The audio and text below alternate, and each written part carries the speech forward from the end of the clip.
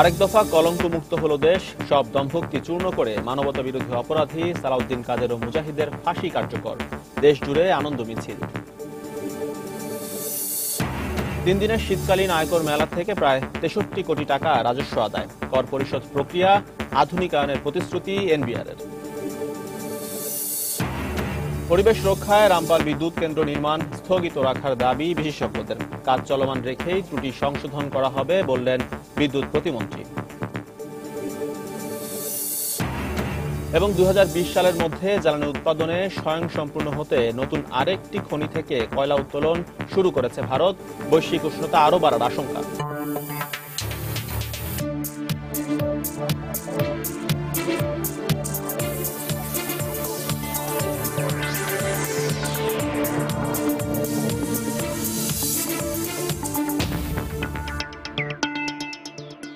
দেখছিলেন শিরোনাম। আমন্ত্রণ জানাচ্ছি দেশ ও দেশের বাইরের অর্থ বাণিজ্যের নানা খবর নিয়ে আমাদের নিয়মিত আয়োজন এ সময়ের বাণিজ্য। আর আপনাদের সঙ্গে রয়েছে আমি এজি মাহমুদ। দর্শক, শুরুতেই জানিয়ে দেব জাতীয় গুরুত্বপূর্ণ কিছু খবর। আরেক দফা কলঙ্কমুক্ত হলো জাতি, কার্যকর করা হলো মানবতা বিরোধী অপরাধের দায়ে দণ্ডপ্রাপ্ত সালাউদ্দিন কাদের চৌধুরী ও আলবদর কমান্ডার আলী আহসান মোহাম্মদ মুজাহিদের ফাঁসির রায়। রাত 12টা 55 ঢাকা কেন্দ্রীয় কারাগারে এই দুই যুদ্ধাপরাধীর ফাঁসির রায় কার্যকর করা হয়।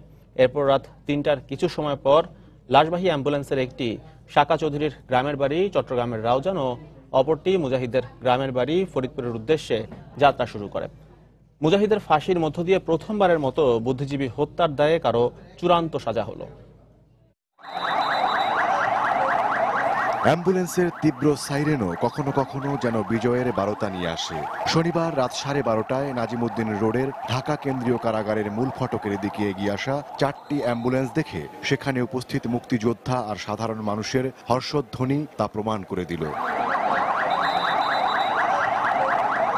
না, আলবদর বাহিনীর প্রধান মুজাহিদ আর আদালত যাকে ঠান্ডা মাথার খনি বলে অভিহিত করেছেন, সেই সালাউদ্দিন কাদের চৌধুরীর ফাঁসির রায় কার্যকর হয়নি তখনও। তবে আগের দুই যুদ্ধ অপরাধীর ফাঁসির অভিজ্ঞতা থেকে জনতা জানে, কখনো কখনো মধ্যরাতে জেল গেটে অ্যাম্বুলেন্স আসে বিচারহীনতার দায় মুক্তি দিতে।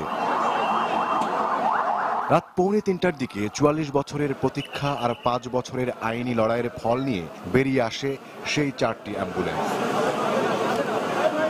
এরই মধ্যে অবশ্য প্রচার হয়ে গেছে রাত 12টা 55 কার্যকর হয়েছে আলী আহসান মোহাম্মদ মুজাহিদ ও সালাউদ্দিন কাদের চৌধুরীর মৃত্যুদণ্ড। বুদ্ধিজীবী নিধনের ষড়যন্ত্র ও সহযোগিতার দায়ে মুজাহিদ আর নূতন চন্দ্র সিংহ হত্যাসহ 4টি অপরাধে একই সময়ে ফাঁসিতে ঝোলানো হয়েছে দুই শীর্ষ যুদ্ধাপরাধীকে। তবে শনিবার রাতেই যে ফাঁসি হচ্ছে তা প্রথমবারের মতো নিশ্চিত হওয়া যায় রাত 8টার দিকে। জানা যায়, দুই যুদ্ধাপরাধীকে শেষবারের মতো দেখতে পরিবারের সদস্যদের ডেকেছে কারা কর্তৃপক্ষ। রাত 9টার দিকে সালাউদ্দিন কাদের চৌধুরীর স্ত্রী, 2 ছেলে ও 1 মেয়ে সহ 40 জন আসেন দেখা করতে। তবে 18 জনকে দেখা করার অনুমতি দেয়া হয়। রাত 8:30টার দিকে আলী আহসান মোহাম্মদ মুজাহিদের স্বজনেরা দেখা করতে আসে। রাত 12:30টার দিকে তাদের চলে যাওয়ার পরপরই শুরু হয় সাজা বাস্তবায়নের চূড়ান্ত পর্বের কাজ। ওমর ফারুক, সময় সংবাদ, ঢাকা। এর আগে মানবতা বিরোধী অপরাধের দায়ে মৃত্যুদণ্ডপ্রাপ্ত সালাউদ্দিন কাদের চৌধুরী ও আলী আহসান মোহাম্মদ মুজাহিদের প্রাণ ভিক্ষার আবেদন নাকচ করে দেন রাষ্ট্রপতি মোহাম্মদ আব্দুল হামিদ। গতরাত 9:30টার দিকে আইন সচিব বঙ্গভবন থেকে রাষ্ট্রপতির সিদ্ধান্তের নথি নিয়ে বেরিয়ে আসার পর স্বরাষ্ট্রমন্ত্রী আসাদুজ্জামান খান কামাল সাংবাদিকদের এই বিষয়টি নিশ্চিত করেন। এর আগে গতকাল মৃত্যুদণ্ডপ্রাপ্ত দুজন রাষ্ট্রপতির কাছে প্রাণ ভিক্ষার আবেদন করেন। পরে বিকেলেই আবেদন দুটি পাঠানো হয় স্বরাষ্ট্র মন্ত্রণালয়ে। পরে তা আইন মন্ত্রণালয়ে পাঠানো হয়। এরপর আইন সচিব প্রাণ ভিক্ষার নথি নিয়ে বঙ্গভবনে রাষ্ট্রপতির কাছে গেলে রাষ্ট্রপতি তা নাকচ করে দেন।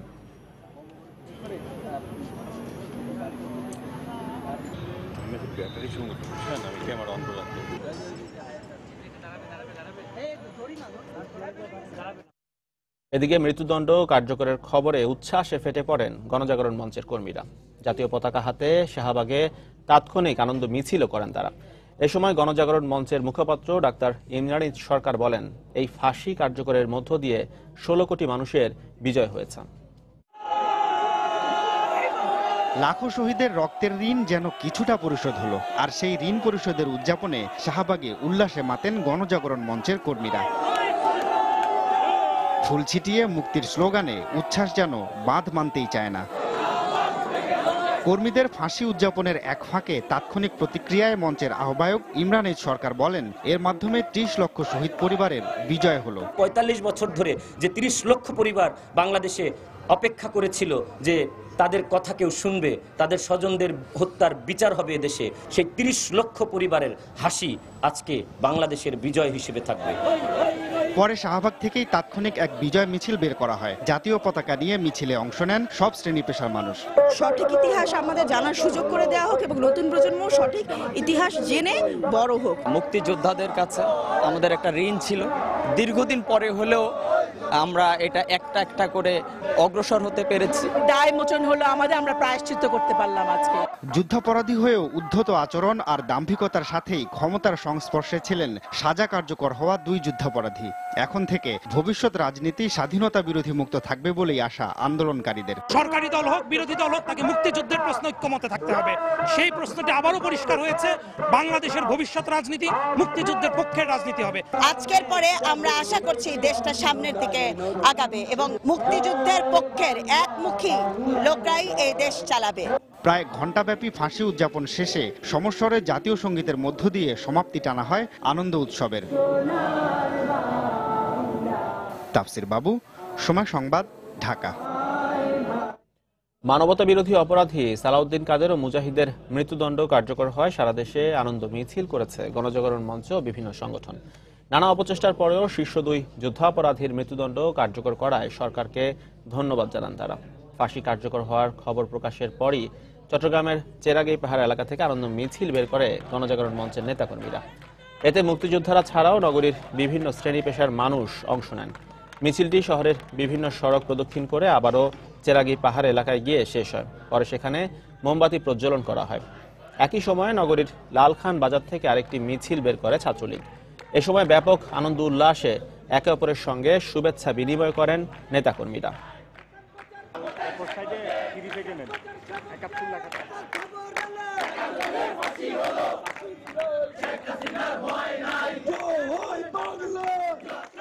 এদিকে রাজশাহী বিশ্ববিদ্যালয়ে আনন্দ মিছিল ও সমাবেশ করেছে ছাত্রলীগ। ফাঁসি কার্যকরের খবরে বিশ্ববিদ্যালয়ের মাদার বক্স হল থেকে একটি মিছিল বের করা হয়। আনন্দ মিছিলটি বিভিন্ন সড়ক ঘুরে হাবিবুর রহমান হলের সামনে গিয়ে শেষ হয়। পরে সেখানে সংক্ষিপ্ত সমাবেশে বক্তারা বলেন, এই 2 শীর্ষ যুদ্ধাপরাধীর রায় কার্যকরের মধ্য দিয়ে ইতিহাসের দায় মুক্তির পথে আরও এক ধাপ এগিয়ে গেল বাংলাদেশ। এর ফাঁসির রায় কারচুপির মাধ্যমে জয়লাভ করার পরে ব্যবধানে বঙ্গবন্ধুর রক্ত। এছাড়া ফরিদপুরেও রায়ের সংবাদ পাওয়ার সঙ্গে সঙ্গে আনন্দ মিছিল করেছেন সর্বস্তরের মানুষ। পরে সেখানে একে অপরকে মিষ্টি খাওয়ানোর মাধ্যমে আনন্দ উল্লাস করেন তারা। আলোচিত 2 শীর্ষ যুদ্ধাপরাধী সালাউদ্দিন কাদের চৌধুরী ও আলী আহসান মোহাম্মদ মুজাহিদের দাফন সম্পন্ন হয়েছে। সকালে তাদের নিজ নিজ গ্রামের বাড়িতে দাফন সম্পন্ন হয়। 6টা 35 মুজাহিদের লাশবাহী অ্যাম্বুলেন্সটি ফরিদপুরের পশ্চিম খাবাসপুরে পৌঁছায়। পরে বাড়ির সীমানায় তার জানাজা হয়। সেখানে আইডিয়াল ক্যাডেট মাদ্রাসার পাশে তাকে দাফন করা হয়। এদিকে নিরাপত্তার কারণে কাউকে মুজাহিদের বাড়ির ভেতরে প্রবেশ করতে দেওয়া হয়নি।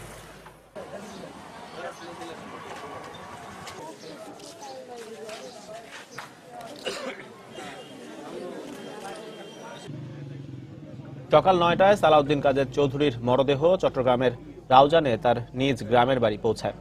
পরে পারিবারিক মসজিদে তার জানাজায় অংশ নেন আত্মীয় স্বজন সহ এলাকাবাসী। জানাজা শেষে তাকে পারিবারিক কবরস্থানে দাফন করা হয়।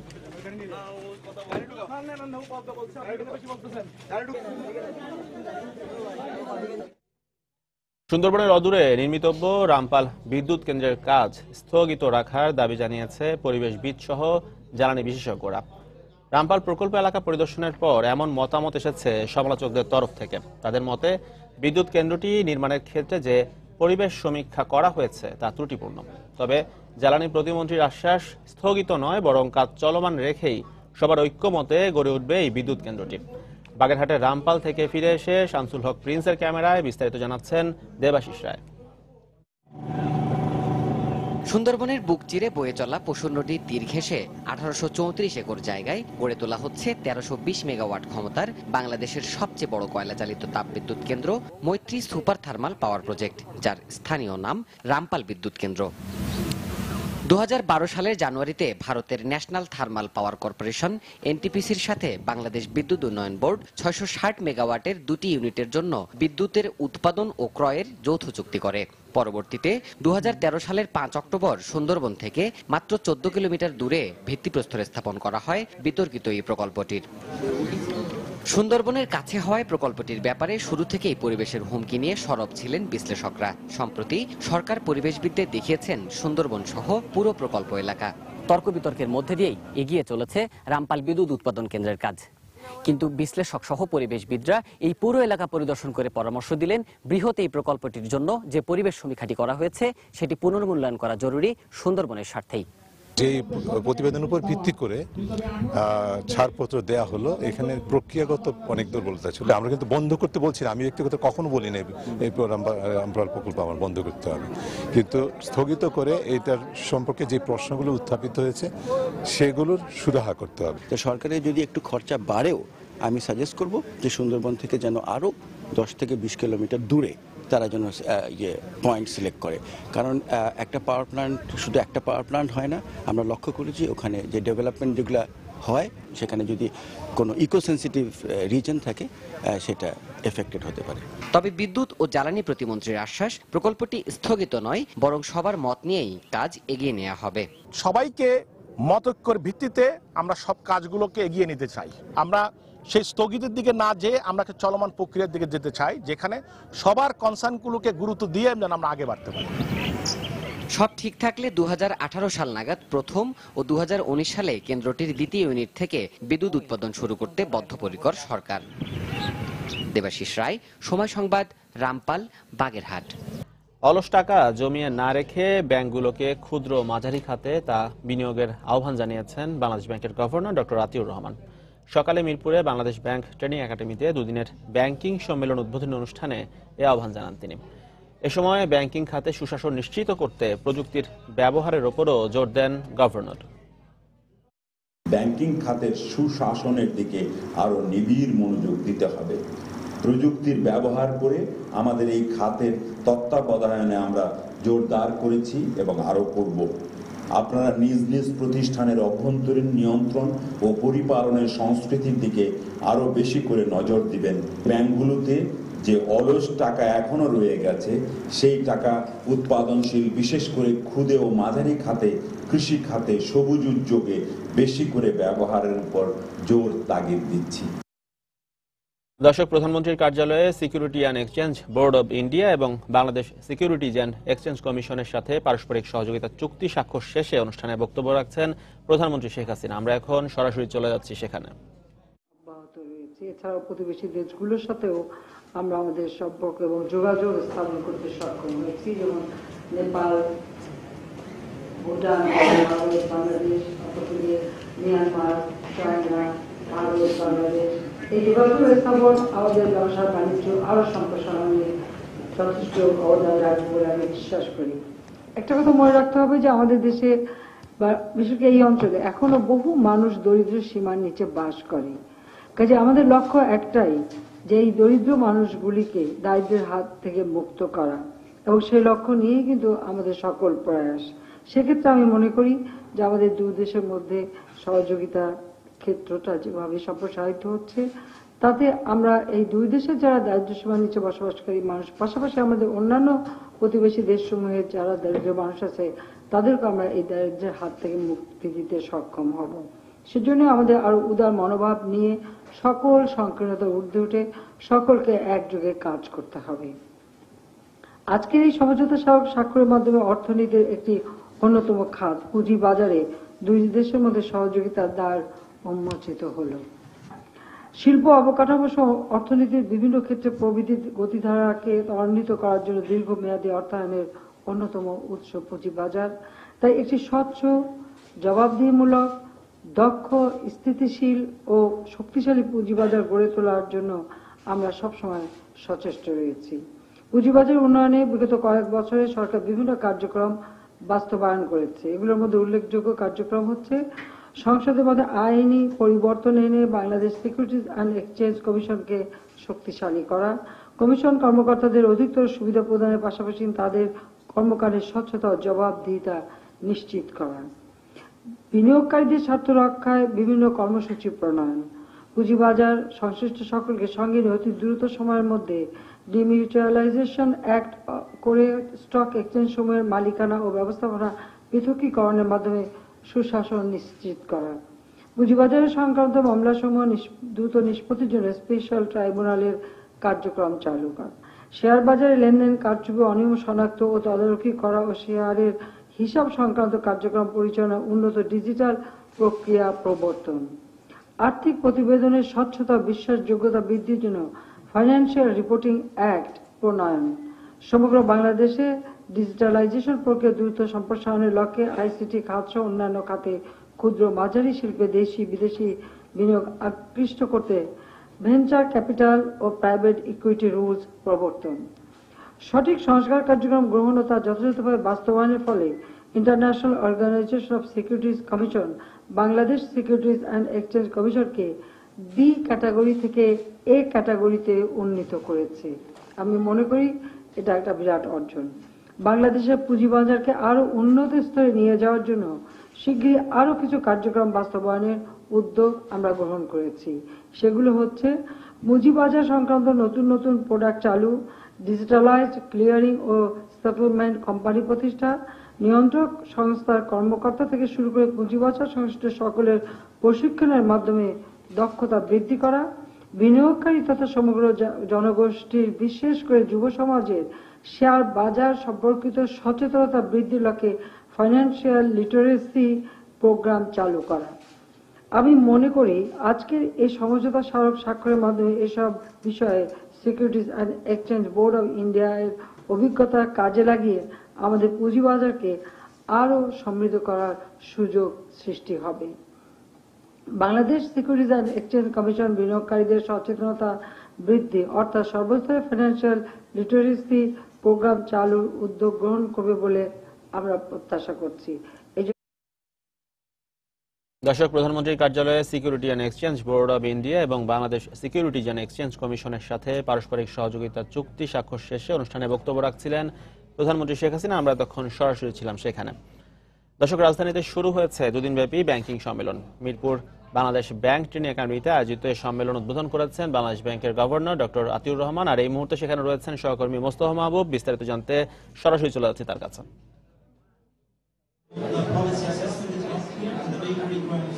এজি, আপনাকে ধন্যবাদ। দুদিন ব্যাপী যে ব্যাংকিং সম্মেলন বিআইবিএমে শুরু হয়েছে সেটা সকালবেলা কিন্তু বাংলাদেশ ব্যাংকের গভর্নর ডক্টর আতিউর রহমান সেটি উদ্বোধন করেছেন এবং এই মুহূর্তে কিন্তু আসলে এই কনফারেন্সের প্রথম যে সেশন সেটি চলছে। মোট 4টি সেশন এখানে আছে আজ এবং আগামীকাল মিলে।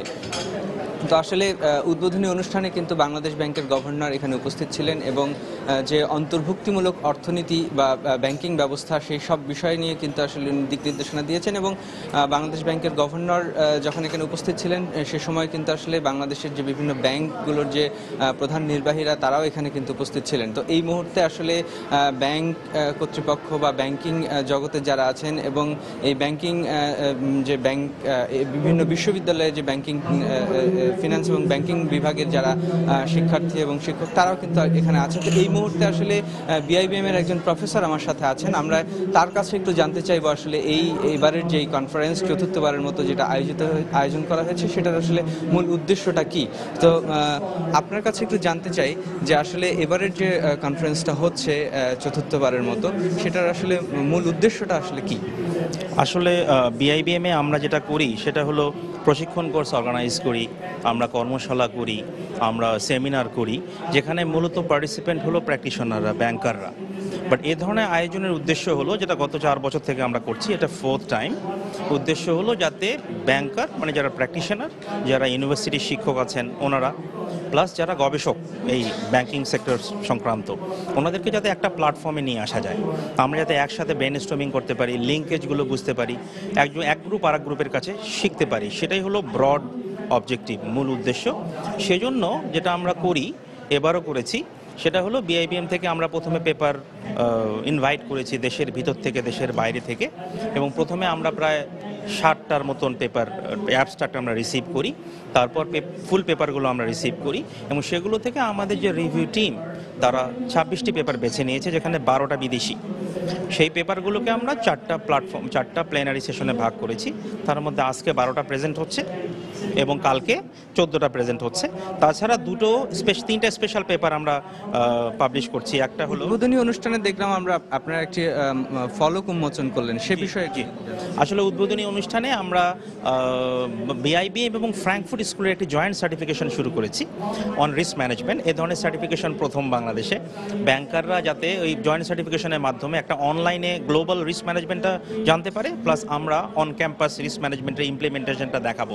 সেখানে কিন্তু অলরেডি 2টো ব্যাচ অ্যাডমিশন নিয়েছে, 40 জনের অলরেডি অ্যাডমিশন নিয়েছে।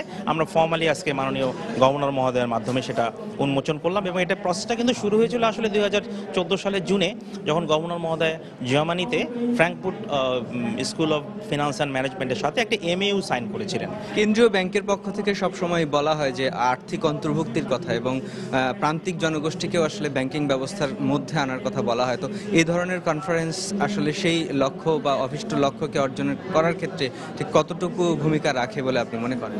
দুটো দিকে, একটা তো হলো in that sense that is also inclusive. আমরা কিন্তু ব্যাংকিং সেক্টর আগে যারা রিসার্চার এবং তাদের থেকে মোটামুটি দূরে থাকতাম, ইউনিভার্সিটি দূরে, দেখেন আমরা একই প্ল্যাটফর্মে নিয়ে এসেছি, ওই সেন্স এটা ইনক্লুসিভ। এছাড়া আমাদের যে 4টা প্লেনারি সেশন, তার মধ্যে একটা কিন্তু সরাসরি অন সাস্টেনেবল ব্যাংকিং।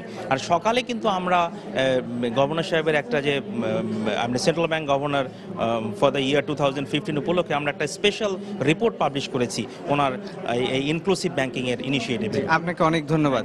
তো এজি আসলে আমরা কথা বলছিলাম বিআইবিএম এর একজন প্রফেসরের সঙ্গে। তো এই ছিল আসলে আমার কাছে সর্বশেষ তথ্য। দর্শক, রাজধানীতে শুরু হয়েছে দুদিনব্যাপী ব্যাংকিং সম্মেলন। সকালে মিরপুরে বাংলাদেশ ব্যাংক ট্রেনিং একাডেমিতে আয়োজিত সম্মেলন উদ্বোধন করেছেন বাংলাদেশ ব্যাংকের গভর্নর ডক্টর আতিউর রহমান। আর সেখানকার খবর জানাতে আমাদের সঙ্গে সরাসরি যোগ দিয়েছিলেন সহকর্মী মোস্তফা মাহবুব। যাচ্ছি পরের প্রসঙ্গে। দেশে প্রথমবারের মতো আয়োজিত শীতকালীন আয়কর মেলা থেকে রাজস্ব আদায় হয়েছে প্রায় 63 কোটি টাকা। শনিবার মেলা শেষে রাজধানীর অফিসার্স ক্লাবে আয়োজিত সংবাদ সম্মেলন থেকে এসব তথ্য দেন এনবিআর চেয়ারম্যান। এ সময় কর ফাঁকিবাজদের বিরুদ্ধে কঠোর পদক্ষেপ নেওয়ার হুঁশিয়ারির পাশাপাশি কর পরিশোধ ব্যবস্থার আধুনিকায়নেরও প্রতিশ্রুতি দেওয়া হয় জাতীয় রাজস্ব বোর্ডের পক্ষ থেকে। ছুটির দিন, তাই দিনভর করদাতাদের ভিড় ছিল 3 দিনের শীতকালীন আয়কর মেলায়। রাজধানীর 2টি স্থানসহ দেশের 6টি বিভাগীয় শহরের 8টি স্পটে জনকল্যাণে রাজস্ব স্লোগানে মেলার আয়োজন করা হয়, যার মূল উদ্দেশ্য ছিল জটিলতা কমিয়ে কর পরিশোধে করদাতাদের উৎসাহিত করা। যদিও এক্ষেত্রে সফলতার পাশাপাশি চোখে পড়েছে জাতীয় রাজস্ব বোর্ডের অব্যবস্থাপনার চিত্র। আগে মানুষ খুব হ্যারাসমেন্ট হইতো অফিসে যাইয়া, এখন নির্দ্বিধায় ট্যাক্স দিতে পারতেছে মানুষ। সুবিধার পাশাপাশি একটা অসুবিধা হয়েছে, সেটা হচ্ছে এখানে কোনো ব্যাংকের বুথ রাখেনি, যে কারণে কর পরিশোধের জন্য আমাদেরকে একটু বিড়ম্বনা পোহাতে হয়েছে। শনিবার সন্ধ্যায় আয়োজনের বিভিন্ন দিক নিয়ে রাজধানীর অফিসার্স ক্লাবে সংবাদ সম্মেলনের আয়োজন করে রাজস্ব বোর্ড, যেখানে এনবিআর চেয়ারম্যান জানান প্রায় 63 কোটি টাকা কর আদায়ের পাশাপাশি মেলায় 53,259 জন করদাতা আয়কর রিটার্ন জমা দিয়েছেন। ইটিআইএন নিবন্ধন করেছেন 3,149 জন করদাতা। বিভিন্ন সীমাবদ্ধতার মধ্যে হলেও আমরা মনে করি যে আমরা জনসাধারণের মধ্যে যে সাড়া জাগাতে চেয়েছিলাম, তাদেরকে মনে করিয়ে দিতে চেয়েছিলাম যে তাদের নাগরিক দায়িত্ব হচ্ছে আয়কর প্রদান করা, সে ব্যাপারে আমরা পুরোপুরি সার্থক। এ সময় সাংবাদিকদের করা এক প্রশ্নের জবাবে রাজস্ব বোর্ড চেয়ারম্যান জানান, কর পরিশোধের উপযুক্ত পরিবেশ সৃষ্টির পাশাপাশি আয়কর সংক্রান্ত মামলাগুলোর দ্রুত নিষ্পত্তির জন্য পদক্ষেপ নিচ্ছেন তারা। এখন একটা উপযুক্ত পরিবেশ তৈরি হয়েছে, আর মামলা দায়ের করে মামলার স্তূপ না বাড়িয়ে বিরোধের প্রথম পর্যায়ে এটাকে বিকল্প বিরোধ নিষ্পত্তি করা। আয়কর অধ্যাদেশ অনুযায়ী প্রতি বছর 1 জুলাই থেকে 30 সেপ্টেম্বর পর্যন্ত ব্যক্তি শ্রেণীর করদাতারা রিটার্ন জমা দিতে পারেন। তবে কাঙ্ক্ষিত রিটার্ন জমা না হওয়ায় এবারও বাড়ানো হতে পারে এ মেয়াদ। সংবাদ সম্মেলনে এমন ইঙ্গিত দেয় জাতীয় রাজস্ব বোর্ড। জুবাইর ফয়সাল, সময় সংবাদ, ঢাকা। দেশের প্রবীণ নাগরিকদের মর্যাদাপূর্ণ, কর্মময় ও স্বস্তিদায়ক জীবনের স্বার্থে সমাজকে এগিয়ে আসতে হবে বলে মনে করেন প্রধানমন্ত্রীর তথ্য উপদেষ্টা ইকবাল সোবহান চৌধুরী। শনিবার রাজধানীর সমাজ কল্যাণ অধিদপ্তরে ইউথ সামিট অনুষ্ঠানে কথা বলেন তিনি। এ সময় প্রবীণ নাগরিকদের অভিজ্ঞতা ও তরুণ প্রজন্মের শক্তি দিয়ে দেশকে এগিয়ে নিয়ে যাওয়া সম্ভব বলেও মতামত দেন তিনি। অনুষ্ঠানে প্রবীণদের সেবা ও যত্ন দেওয়ার লক্ষ্যে একটি সামাজিক আন্দোলন গড়ে তোলা জরুরি বলেও মতামত দেন বক্তারা। অনুষ্ঠানে সারা দেশ থেকে প্রায় ৩ শতাধিক তরুণ তরুণী অংশগ্রহণ করে।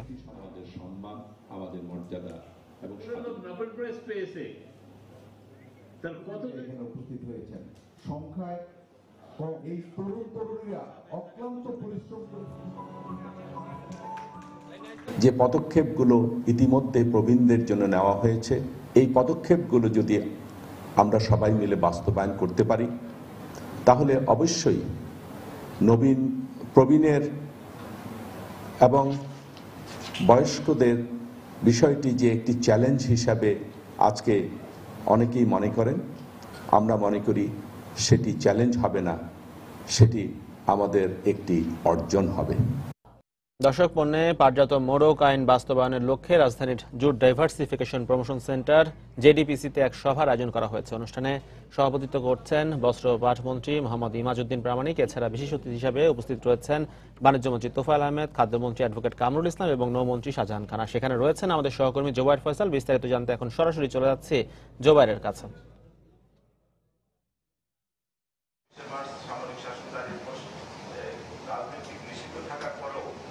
জি, আপনাকে ধন্যবাদ। আপনি জানেন যে পণ্যে পাটজাত মোড়কের ব্যবহার বাধ্যতামূলক করার জন্য 2010 সালে যে আইনটি পাশ করা হয়েছিল সেই আইনের বাস্তবায়ন কিন্তু এতদিনও হয়নি। তবে সরকার এখন বেশ একটি তারা পদক্ষেপ নিচ্ছে যে এই আইনটি যে কিভাবে বাস্তবায়ন করা যায় বা এটা একেবারেই সারা দেশব্যাপী যে 6টি পণ্য ধান, চাল, গম, ভুট্টা, সার, চিনি, এই 6টি পণ্যে পাটজাত মোড়কের ব্যবহার নিশ্চিত করার জন্য যে কার্যক্রম তারা সেটি নিচ্ছেন। এবং এখন আমি যে JDPC jute diversification and promotion centre যে তেজগাঁও যে কেন্দ্রটি, সেখানে আমি অবস্থান করছি এবং এখানে একটি প্রোগ্রাম চলছে। যে প্রোগ্রামটিতে এখন বক্তব্য দিচ্ছেন যে বস্ত্র পাট প্রতিমন্ত্রী মির্জা আজম।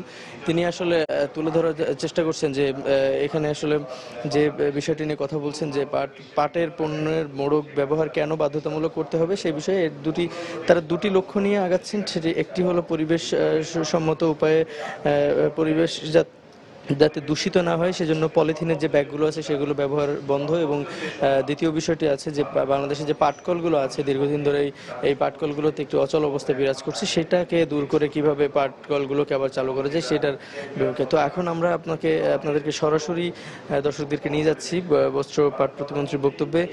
ওনার বক্তব্যেই আমরা কিছুটা ধারণা লাভ করতে পারবো আজকের অনুষ্ঠানের ব্যাপারে।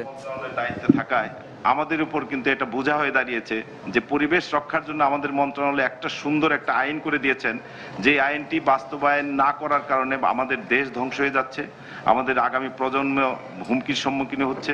কারণ শুধুমাত্র এই প্লাস্টিক ব্যাগ ব্যবহার করার ফলেই আমাদের পরিসংখ্যানে দেখা যায় যে ঢাকার যে আমাদের পার্শ্ববর্তী এই যে বুড়িগঙ্গা নদী, শীতলক্ষা নদী কিংবা ঢাকা শহরের যত খাল, বিল, নালা, নর্দমা, ড্রেন সবকিছু কিন্তু আজকে অকেজো বন্ধ হয়ে যাচ্ছে।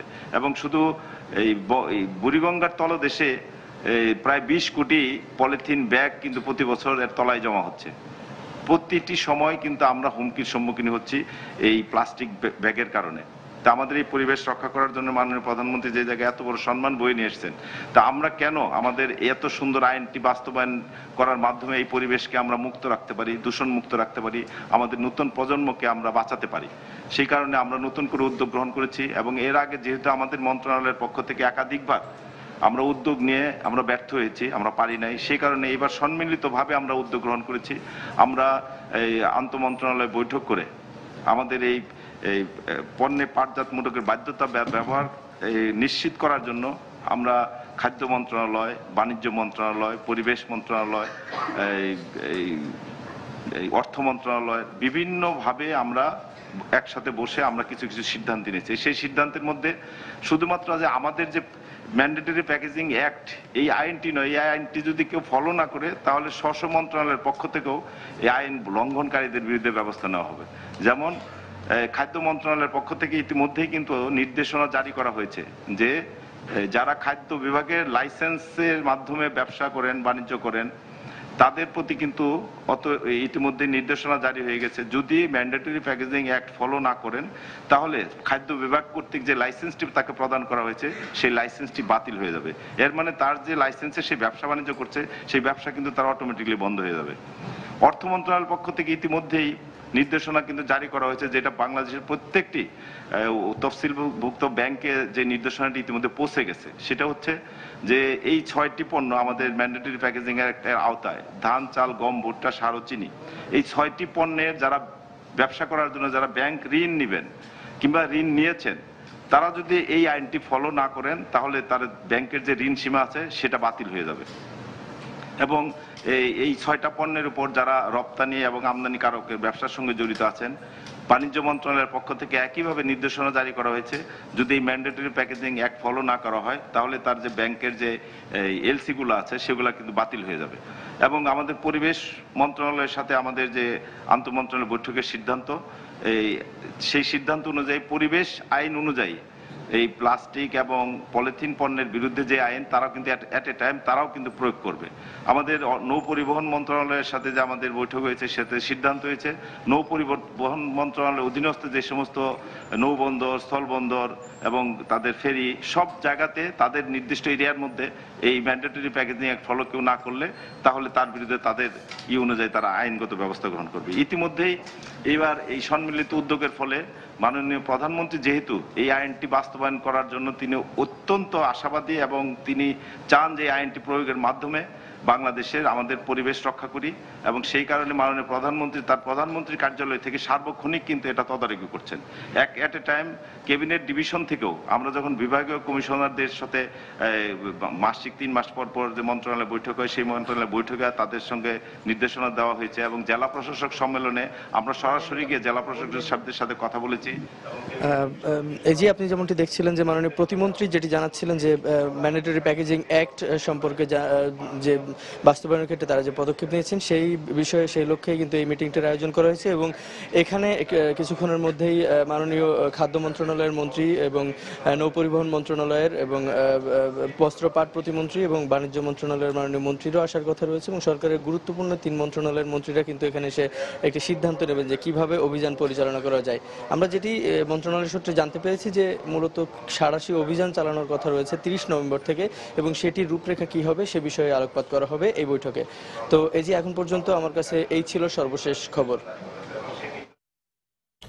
দর্শক, পণ্যে পাটজাত মোড়ক আইন বাস্তবায়নের লক্ষ্যে রাজধানীর জুট ডাইভার্সিফিকেশন প্রমোশন সেন্টার জেডিপিসিতে এক সভার আয়োজন করা হয়েছে। সেখানে বক্তব্য রাখছিলেন প্রতিমন্ত্রী মির্জা আজম, এবং সেখানকার খবরাখবর জানাতে আমাদের সঙ্গে সরাসরি যোগ দিয়েছিলেন সহকর্মী জুবায়ের ফয়সাল। যাচ্ছি পরের প্রসঙ্গে। মাদারীপুর সদর উপজেলার হবিগঞ্জে আরিয়াল খাঁ নদীর উপর সেতুর কাজ প্রায় শেষ হলেও জমি অধিগ্রহণের টাকা বুঝে পায়নি ক্ষতিগ্রস্ত পরিবারগুলো। তাদের অভিযোগ, একাধিকবার প্রশাসনের সংশ্লিষ্ট শাখায় গিয়েও পাওয়া যায়নি কোনো ধরনের সহযোগিতা। অবশ্য শিগগিরই ক্ষতিগ্রস্ত পরিবারগুলোকে ক্ষতিপূরণের অর্থ দেওয়ার আশ্বাস দিয়েছেন জেলা প্রশাসক। সঞ্জয় কর্মকার অভিজিতের তথ্য ও শাহাদাত আকনের ছবি নিয়ে ডেস্ক রিপোর্ট। দিলওয়ার হোসেন পেশায় একজন শিক্ষক। দিনের পর দিন মাদারীপুর জেলা প্রশাসকের কার্যালয়ের LA শাখায় গিয়েও পাননি জমি অধিগ্রহণের টাকা। অর্থ না পেয়ে আদালতে একটি মামলাও করেন তিনি। মাদারীপুর ডিসি অফিস LA শাখায় ঘোরাঘুরি করি, আজও আমাদের কোনো টাকা পয়সার কোনো পাই নেই। 64 কোটি টাকা ব্যয়ে 2013 সালে মাদারীপুরের হবিগঞ্জ এলাকায় আরিয়াল খাঁ নদীর উপর সেতু নির্মাণের জন্য দিলওয়ার হোসেনের মতো 23টি পরিবারকে জমি দিতে হয়েছে, কিন্তু জমি অধিগ্রহণের ক্ষতিপূরণ পাননি কেউই। 28% জমি নিয়ে 6 লক্ষ টাকা দেওয়ার কথা ছিল, সেখানে সরকার 6 পয়সাও দেয় নাই। আমার একটা ঘর আছে, ঘরের বাচ্চা এই ঘরে ক্ষতিপূরণ দেয় না। সরকারের কাছে অনুরোধ, আমরা জানি শীঘ্রই টাকা পয়সা পাইতে পারি। এদিকে এ বিষয়ে কিছু জানা নেই দাবি করে খোঁজ নিয়ে দ্রুত জমি অধিগ্রহণের অর্থ ক্ষতিগ্রস্তদের দেওয়ার আশ্বাস দিয়েছেন প্রশাসনের শীর্ষ এই কর্মকর্তা। আমার মনে হয় সে জায়গায় একটা মামলা আছে কিনা আমাকে দেখতে হবে, আর যদি এইরকম কোনো স্পেসিফিক থাকে আমার সাথে যোগাযোগ করে, আমি মামলা না থাকলে আমরা এটা 3 দিনের ভিতরে আমরা ব্যবস্থা করে দিতে পারবো টাকা। মাদারীপুর সদরের বাহাদুরপুর ইউনিয়নের দক্ষিণ বিরাঙ্গল ও ধুরাইল ইউনিয়নের চাছার গ্রামের 4 একর 55% জমি অধিগ্রহণ করা হয়েছে। সময় সংবাদ, মাদারীপুর। দীর্ঘদিন সংস্কারের অভাবে বেহাল দশা কুমিল্লা ব্রাহ্মণবাড়িয়া মহাসড়কের। অসংখ্য গর্ত আর খানাখন্দে যান চলাচলের অনুপযোগী হয়ে পড়েছে সড়কটি। এ অবস্থায় দ্রুত পদক্ষেপ নেওয়ার দাবি জানিয়েছেন স্থানীয় সংসদ সদস্য। তবে সড়ক মেরামতে দীর্ঘস্থায়ী পদক্ষেপের জন্য সরকারের দিকে তাকিয়ে রয়েছে সড়ক ও জনপথ বিভাগ। উজ্জ্বল চক্রবর্তীর তথ্য, জুয়েলুর রহমানের ছবি নিয়ে ডেস্ক রিপোর্ট। ঢাকা চট্টগ্রাম মহাসড়কের একমাত্র বিকল্প রুট কুমিল্লা ব্রাহ্মণবাড়িয়া মহাসড়ক, কিন্তু গুরুত্বপূর্ণ এ মহাসড়কে ব্রাহ্মণবাড়িয়ার অংশের প্রায় 43 কিলোমিটার জুড়ে এখন বড় বড় গর্ত ও খানাখন্দকে ভরা। বিশেষ করে তন্তর ধরখার, উজানিসার পঞ্চবটি এবং রামরাইল এলাকার বিভিন্ন অংশ পরিণত হয়েছে মরণ ফাঁদে। ঝুঁকিপূর্ণ এ সড়কের চলাচল করতে গিয়ে দুর্ভোগের শেষ নেই পরিবহন চালক ও যাত্রীদের। এই রাস্তা দিয়ে গাড়ি চালাইলে বুক ব্যথা করে, খালি গাড়ি চালান জানা। কুমিল্লা মাধবপুর তো একদম বিশ্ব রোড পর্যন্ত খারাপ। 3 বছর ধরে এই রাস্তায় চলাচল করে আসলে রাস্তাটা আমি কখনোই ভালো দেখিনি। এই অবস্থায় মানুষের যাতায়াত করা খুবই একটা সমস্যার সম্মুখীন হইতেছে। সকালবেলা যাওয়ার পথে ব্যথায় এখন পর্যন্ত অস্থির, এখনো দেখেছি খুবই কষ্টকর অবস্থায় এনেছে। এদিকে মন্ত্রীর নির্দেশের পরও সড়ক সংস্কারে সংশ্লিষ্ট কর্তৃপক্ষ কার্যকর পদক্ষেপ না নেয়ায় ক্ষোভ প্রকাশ করলেন স্থানীয় সংসদ সদস্য। ওনার নির্দেশের বাইরে আমি কমপক্ষে 50 দিন এক্সিকিউটিভ ইঞ্জিনিয়ার সাহেবের সাথে কথা বলেছি, কিন্তু এগুলো কোনো কাজে আসেনি। যে গর্ত হয়ে গেছে সেই গর্তগুলোকে যেভাবেই হোক বন্ধ করে অন্তপক্ষে ফার্দার ডেটোরিয়েশন থেকে এটাকে রক্ষা করতে হবে। তবে বারবার উন্নয়ন প্রকল্প ঝুলে যাওয়ায় নিজেদের অসহায়ত্বের কথা জানালেন সড়ক ও জনপথ বিভাগের এ কর্মকর্তা। যে রোডটা সম্পূর্ণভাবে অবকাঠামোগতভাবে ফেল করেছে, সেই সড়কটা আসলে রিপেয়ার করে ঠিক রাখা এটা কঠিন বিষয়। এই সড়কটা পুনর্নির্মাণ করা ছাড়া কোনো উপায় নেই, কারণ দক্ষিণ পূর্বাঞ্চলে যে গাড়িগুলো যায় সবগুলোই পাথরবাহী গাড়িগুলো সবই এই রোড দিয়ে পাস করে। সড়ক ও জনপথ বিভাগের তথ্য মতে এই মহাসড়ক দিয়ে প্রতিদিন অন্তত 17,000 যানবাহন চলাচল করে। সময় সংবাদ, ব্রাহ্মণবাড়িয়া। এবার দেশের বাইরের অর্থ বাণিজ্যের খবর। কয়লা উৎপাদনের বদৌলতে এশিয়ার পরিবেশ দূষণে এগিয়ে রয়েছে ভারত, আর এদিক থেকে বিশ্বে তাদের অবস্থান তৃতীয়। 2020 সালের মধ্যে উৎপাদন দ্বিগুণ করতে সম্প্রতি নতুন আরেকটি খনি থেকে কয়লা উত্তোলন শুরু করেছে দেশটি, যার ফলে বৈশ্বিক উষ্ণতা আরো বাড়বে বলেই মনে করা হচ্ছে। 18,000 হেক্টরেরও বেশি জমির উপর অবস্থিত ভারতের অন্যতম বৃহত্তম এই কয়লা খনির অবস্থান দেশটির পূবের পাহাড় ঘেরা অঞ্চলে। আগামী 5 বছরের মধ্যে বর্তমান উৎপাদন দ্বিগুণ করতে সম্প্রতি এই খনি থেকে কয়লা উত্তোলনের কার্যক্রম শুরু করেছে ভারতীয়রা। কিন্তু উৎপাদন বাড়ানোর এই ধারাবাহিকতার সঙ্গে সঙ্গে পরিবেশ দূষণের দিকেও এক ধাপ এগিয়ে গেল ভারত। অথচ জাতিসংঘের আগামী জলবায়ু সম্মেলনে মানবসৃষ্ট পরিবেশ বিপর্যয় রোধে জীবাশ্ম জ্বালানি উত্তোলনে কড়াকড়ি আরোপে একটি চুক্তি হতে যাচ্ছে। চীন এরই মধ্যে কয়লা উত্তোলনে সরকারি তহবিল থেকে অর্থ সহায়তা দেওয়ার ব্যাপারে কঠিন নীতি প্রণয়ন করেছে, আর ভারত নবায়নযোগ্য জ্বালানি উৎপাদনের দিকে নজর বাড়াচ্ছে। কিন্তু বাস্তবতা হলো এশিয়ার বৃহত্তম অর্থনীতিগুলোতে জ্বালানির একটি বড় উৎস হচ্ছে কয়লা। আমরা আমাদের পরিবেশের ব্যাপারে অতিমাত্রায় সচেতন আছি, কিন্তু কয়লা উৎপাদন খরচ কম, আর এর উত্তোলনে বহু লোকের কর্মসংস্থান হচ্ছে। ভারতের মতো দেশের জন্য এটা একটা অনেক বড় বিষয়, তাই আমাদের দেখতে হবে নবায়নযোগ্য জ্বালানি যেন কয়লার চেয়ে কম খরচে উৎপাদন করা যায়। ক্লাইমেট চেঞ্জ নীতি অনুযায়ী ভারত 2030 সালের মধ্যে গ্রিনহাউস গ্যাস নির্গমনের পরিমাণ 1/3 পর্যন্ত কমাতে প্রতিশ্রুতিবদ্ধ, কিন্তু মাত্রাতিরিক্ত কয়লা পুরানোর কারণে সে অঙ্গীকার পূরণ নিয়ে রয়েছে অনিশ্চয়তা। বিপুল পরিমাণ কয়লা মজুদ থাকায় আমরা জ্বালানির দিক থেকে স্বয়ংসম্পূর্ণ।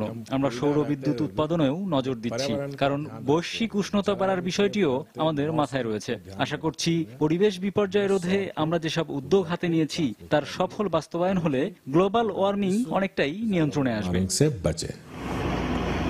এদিকে নরওয়ে ভিত্তিক একটি পরিবেশবাদী সংগঠনের পরিসংখ্যানে দেখা গেছে, যদি ভারত 2020 সাল পর্যন্ত কয়লা উত্তোলন অব্যাহত রাখে তবে বছরে 520 কোটি টন কার্বন নিঃসরণ হবে পরিবেশে। আর এদিক থেকে দেশটি চীনকেই অনুসরণ করছে বলে মনে করছে সংগঠনটি। নাজিয়া শাকুর, সময় সংবাদ। বর্তমানে ভারতের অর্থনৈতিক নীতির নির্দিষ্ট কোনো লক্ষ্য নেই বলে মন্তব্য করেছেন দেশটির সাবেক প্রধানমন্ত্রী মনমোহন সিং। নয়াদিল্লিতে ইন্দিরা গান্ধীর 98তম জন্মবার্ষিকী উদযাপন অনুষ্ঠানে তিনি আরো বলেন, ভারতের মতো বৃহত্তম দেশের এখন নির্দিষ্ট লক্ষ্য এবং সে লক্ষ্য পূরণের সর্বাত্মক চেষ্টা থাকা উচিত। দেশের অর্থনৈতিক নিয়ম নীতির নির্দিষ্ট লক্ষ্য নেই, এটা পরিকল্পনা মন্ত্রণালয়ের ব্যর্থতা। দেশের অর্থনীতিকে সঠিক পথে পরিচালনা করাই পরিকল্পনা মন্ত্রণালয়ের মূল কাজ। তাছাড়া এই মন্ত্রণালয়ের কর্মকর্তাদের দেশের সব স্তরের মানুষের জন্য কাজ করা উচিত।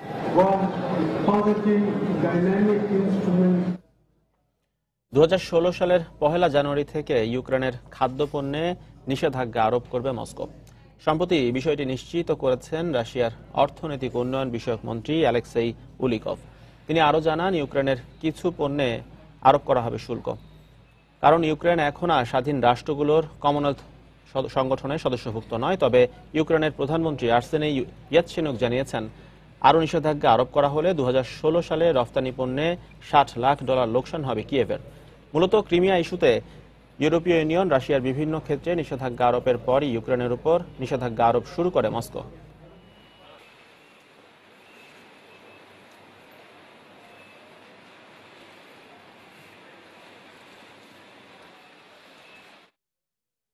দর্শক, কারিগরি ত্রুটির কারণে ঢাকা স্টক এক্সচেঞ্জে সকাল থেকে লেনদেন বন্ধ রয়েছে। আমরা জেনে নেব গেল সপ্তাহের শেষ কার্যদিবসের লেনদেন পরিস্থিতির খবরাখবর। দর্শক, দেখতে পাচ্ছি 19 নভেম্বরের সপ্তাহের শেষ কার্যদিবস গত সপ্তাহের বৃহস্পতিবারে লেনদেন হয়েছিল ডিএসসিএক্স অর্থাৎ প্রধান সূচকে 34 পয়েন্ট বেড়ে দাঁড়িয়েছিল 4531 পয়েন্ট। অন্যদিকে ডিএসসিএস অর্থাৎ সরিয়া সূচকের অবস্থান 9 পয়েন্টেরও 9.5 পয়েন্টের মতো কিছু বেশি বেড়ে দাঁড়িয়েছিল 1091 পয়েন্ট। অন্যদিকে ডিএসসি 30 অর্থাৎ বাছাই সূচক বেড়েছিল 14 পয়েন্টের কিছু বেশি বেড়ে দাঁড়িয়েছিল 1721 পয়েন্ট। অন্যদিকে গেল সপ্তাহে বৃহস্পতিবার লেনদেন হয়েছিল 403 কোটি টাকা শেয়ার এবং মিউচুয়াল ফান্ড। দর্শক, আমরা দেখে নেব বৃহস্পতিবারের টপ 10 গেইনার প্রতিষ্ঠানগুলোর তালিকার প্রথম অবস্থানে ছিল পেনিনসুলা, যার ক্লোজিং প্রাইস ছিল বৃহস্পতিবার দিন 17 টাকা 60 পয়সা। সর্বোচ্চ লেনদেন মূল্য ছিল 17 টাকা 60 পয়সা এবং সর্বনিম্ন লেনদেন মূল্য ছিল 16 টাকা 20 পয়সা। তালিকার দ্বিতীয় অবস্থানে ছিল ফার কেমিক্যাল ইন্ডাস্ট্রিজ লিমিটেড, তারপর ছিল প্রগতি ইন্স্যুরেন্স তালিকার তৃতীয় নম্বরে এবং চতুর্থ অবস্থানে ছিল আনোয়ার গ্যালভানাইজিং এবং লাইন বিডি ছিল তালিকার পঞ্চম অবস্থানে এবং আফতাব অটোস ছিল টপ 10 গেইনারের ষষ্ঠ অবস্থানে। লিব্রা ইনফিউশন লিমিটেড ছিল সপ্তম অবস্থানে। এরপর দেখতে পাচ্ছি যে JMI syringes and medical devices limited ছিল অষ্টম অবস্থানে এবং অরিও ইনফিউশন ছিল নবম অবস্থানে এবং সেলভো কেমিক্যাল ইন্ডাস্ট্রিজ ছিল দশম অবস্থানে। দর্শক, এই ছিল আমার কাছে শেয়ার বাজার পরিস্থিতির সবশেষ খবরাখবর। আবারও জানিয়ে দিচ্ছি এই সময়ের বাণিজ্যের শিরোনামগুলো। আরেক দফা কলঙ্কমুক্ত হলো দেশ, সব দম্ভক্তি চূর্ণ করে মানবতা বিরোধী অপরাধী সালাউদ্দিন কাদের ও মুজাহিদের ফাঁসি কার্যকর, দেশ জুড়ে আনন্দ মিছিল। 3 দিনের শীতকালীন আয়কর মেলা থেকে প্রায় 63 কোটি টাকা রাজস্ব আদায়, কর পরিশোধ প্রক্রিয়া আধুনিকায়নের প্রতিশ্রুতি এনবিআরের। পরিবেশ রক্ষায় রামপাল বিদ্যুৎ কেন্দ্র নির্মাণ স্থগিত রাখার দাবি বিশ্লেষকদের, কাজ চলমান রেখেই ত্রুটি সংশোধন করা হবে বললেন বিদ্যুৎ প্রতিমন্ত্রী। এবং 2020 সালের মধ্যে জ্বালানি উৎপাদনে স্বয়ংসম্পূর্ণ হতে নতুন আরেকটি খনি থেকে কয়লা উত্তোলন শুরু করেছে ভারত, বৈশ্বিক উষ্ণতা আরও বাড়ার আশঙ্কা। দর্শক, এই ছিল এই সময়ের বাণিজ্য। যে কোনো খবর পেতে ভিজিট করুন সময়নিউজ.টিভি আর সঙ্গেই থাকুন সময়।